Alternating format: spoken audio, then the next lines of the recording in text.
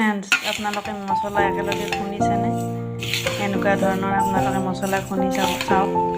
ইয়াতে জিৰা, ধনিয়া আৰু পাঁচফোৰণ আৰু জালুকৰ গুটি আছে। একেলগে মিক্স কৰি মই এয়া ৰ'দত ধুই শুকাইছোঁ আৰু এতিয়া মই এয়া ভাজি লৈছোঁ কেৰাহীত। এতিয়া মিক্সিত গুড়ি কৰি ল'ম। এই মছলাখিনি আপোনালোকে নৰ্মেলি ব্যৱহাৰ কৰিব পাৰিব তৰকাৰীত, মানে বেলেগ বেলেগ ধৰণে মছলা দিয়াৰ কোনো দৰকাৰ নাই। জ্বলা জ্বলাও হ'ব, পাঁচফোৰণৰ গোন্ধটোও থাকিব আৰু মাছ মাংসৰ তৰকাৰীটো দিব পাৰিব আপোনালোকে। এতিয়া মই মিক্সিত গুড়ি কৰিম। এনেকুৱা ধৰণৰ হৈছে, আপোনালোকে চালনীত চালি ল'ব।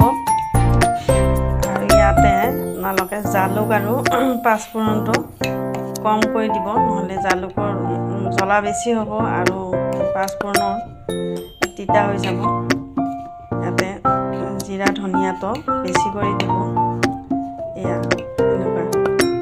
যদি আপোনালোকৰ এই ৰেচিপিটো ভাল লাগে তেতিয়াহ'লে এটা লাইক কৰিব, কমেণ্ট কৰিব আৰু ছাবস্ক্ৰাইব কৰিব। Thank U.